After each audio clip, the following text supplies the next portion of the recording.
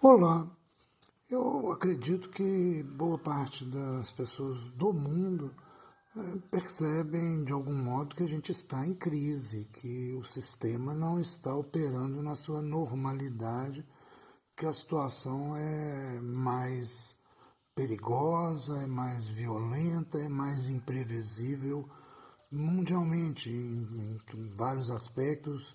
ou várias dimensões. Eu sou o professor Paulo Fleury Teixeira, sou médico, filósofo e trabalho nos últimos anos com essa análise histórico-social do presente. E um dos aspectos fundamentais dessa minha análise é justamente a afirmação, o reconhecimento de que há realmente uma crise econômico-social, política, militar, enfim, uma crise real no sistema capitalista mundial contemporâneo.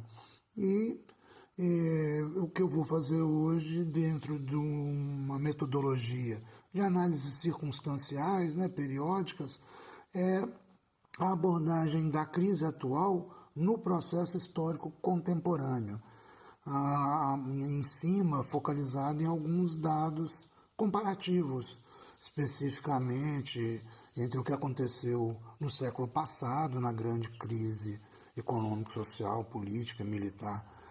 do século passado, e essa que estamos vivendo agora, mas também uma perspectiva histórica mais ampla em alguns momentos. E o fato é que nos Estados Unidos,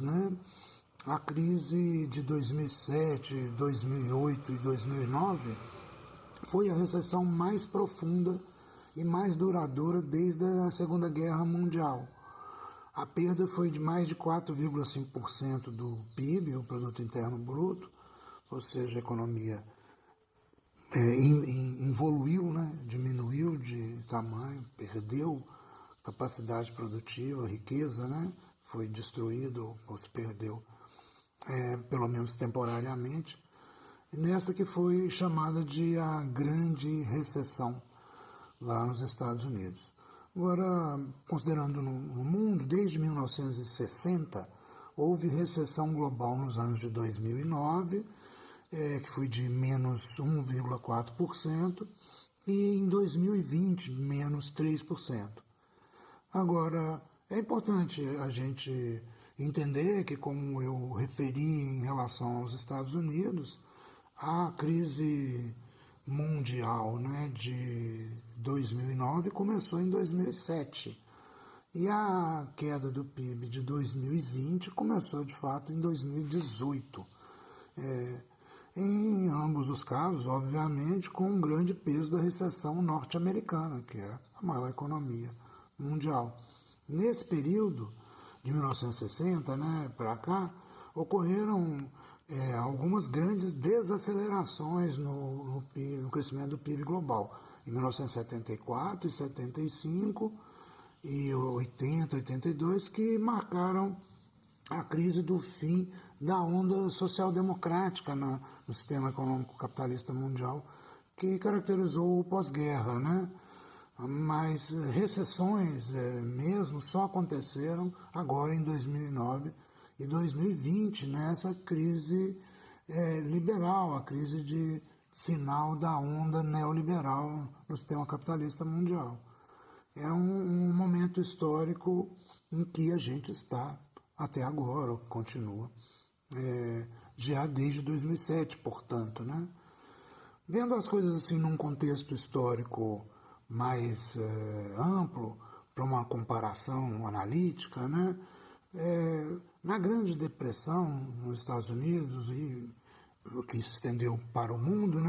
de 1929 a 1932, o PIB mundial caiu 15%, estima-se,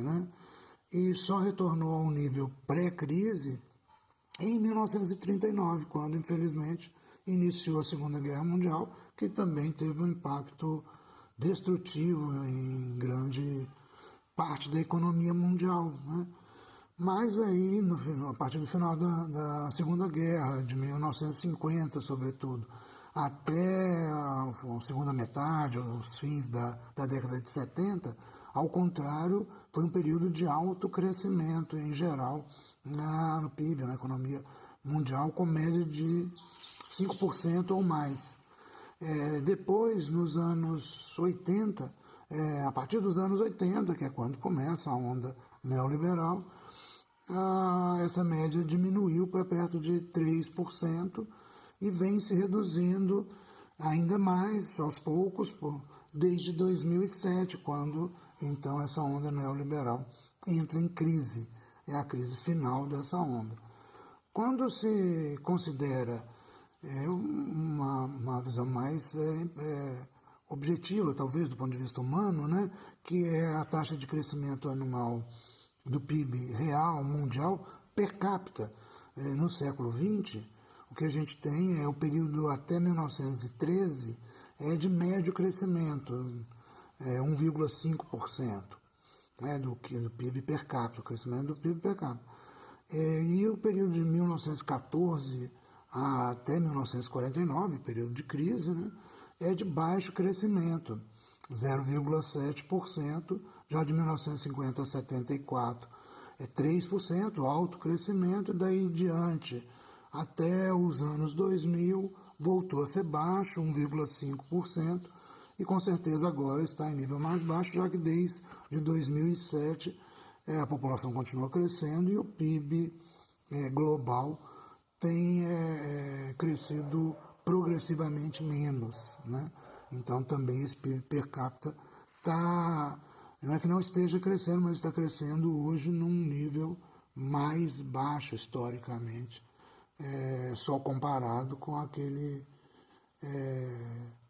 período pós-guerra, né? Período da grande crise até o fim da Segunda Guerra Mundial. Nós estamos num crescimento ainda acima disso, mas nos aproximando dessa taxa que certamente marca uma condição de grande dificuldade de todos os aspectos para a vida das grandes populações, né, no mundo. Em relação ao comércio exterior, se pode registrar bem claramente que o seu volume, o valor e a participação no PIB mundial cresceram exponencialmente desde a segunda metade do século passado, até a crise de 2008. Então, se em relação ao PIB e ao PIB per capita a gente teve essas ondulações, em relação ao comércio exterior a gente teve em geral um crescimento grande, exponencial, até desde a segunda metade do século passado, né, final dos anos 40 e começo dos anos 50, até a crise de 2008. Desde lá o comércio global, em geral, em termos de volume e valor, continua significativamente crescente, mas de modo mais irregular, com quedas importantes que ocorreram em 2007, 2010, 2020 e 2021. E em relação ao PIB global, o valor do comércio, né, total do mundo mundial se tornou estacionário ou decrescente desde 2007 e 2008. Todos esses indicadores e os outros que eu vou seguir descrevendo aqui reforçam a concepção, a análise, né, a percepção de que realmente estamos em uma crise da economia global, do sistema econômico mundial, como estivemos desde 1913 até 1945, ainda no final da Segunda Guerra Mundial, no século passado. Agora, no entanto, com características diferentes, é óbvio, e que vão ser destacadas de algum modo, mas certamente estamos já em condições similares em termos de crescimento, ou iguais em aspectos muito significativos, né, do que foi naquele período de grande crise seja a depressão econômica, as grandes guerras que se acometeram, né, na economia, no sistema econômico mundial, de 1913 até 45. Eu estava dizendo, por fim, que o comércio internacional continua crescendo, mas em termos de proporção do PIB, ele já é decrescente. Isso também é um sinal de uma economia mundial com problemas, com dificuldades ou em crise. No prisma histórico mais amplo, houve duas ondas de crescimento acentuado do peso do comércio global na economia mundial e foram documentados nesses últimos 2 séculos. A primeira entre 1960 e 1914, que foi depois seguida por uma queda profunda, obviamente, nesse período da grande crise econômica do sistema capitalista liberal mundial do século passado, entre 1913 e 1945, quando essa proporção, né, do comércio mundial para o PIB mundial atingiu um nível menor do que aquele, né, que tinha em 1927. Então, em 1945, né, com o PIB global vinha caindo, com certeza, e o comércio mundial caindo muito mais intensamente, também, obviamente. Portanto, a proporção, né, do comércio mundial pelo PIB global também era decrescente, né? E a segunda onda de crescimento acentuado no comércio mundial começou em 1945 e veio até 2007, é o que eu já acabei de falar, quando entramos novamente em uma grande crise do sistema capitalista liberal mundial.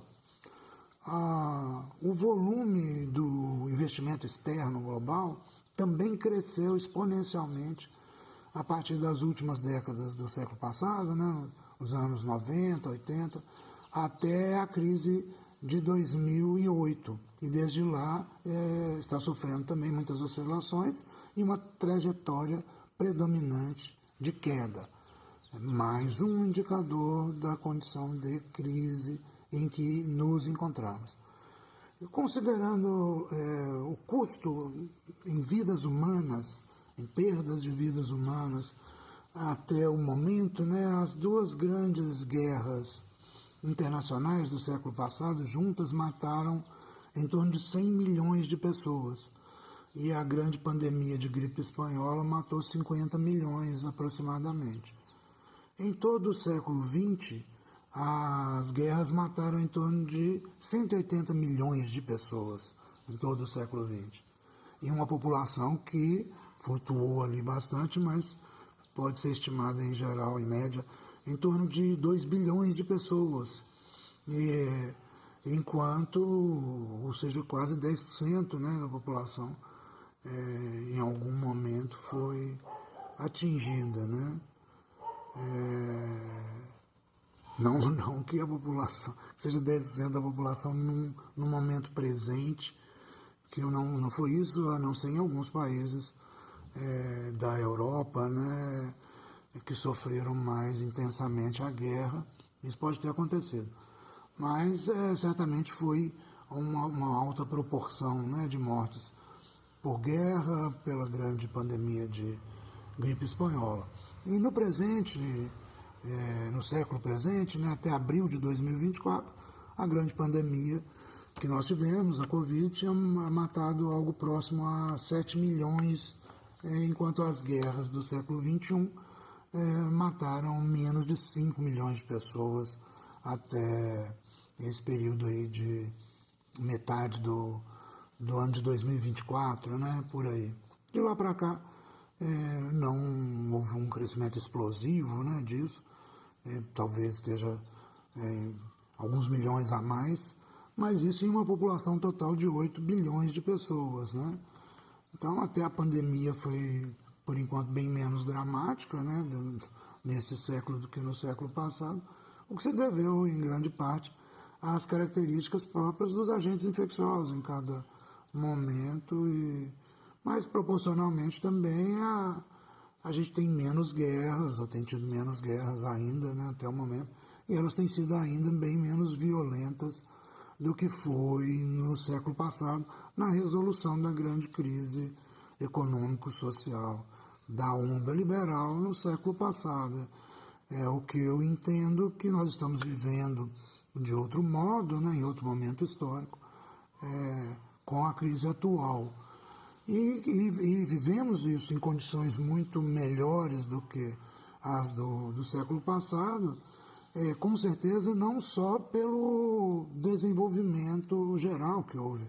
na economia, na produção, na vida social humana, de lá para cá, mas também particularmente com as ações da social-democracia ou do socialismo, do globalismo dentro do sistema capitalista mundial desde o pós-guerra. É um bom exemplo, uma boa medida disto, da intensidade, não que seja um exemplo das características em geral do processo socializante, né, na economia capitalista, mas em termos de medida nos dá a intensidade do que eu estou falando, das medidas anticíclicas que foram dos recursos públicos, né, injetados na economia nos pacotes de medidas anticíclicas que ocorreram sucessivamente desde a primeira crise ou recessão, do primeiro pico recessivo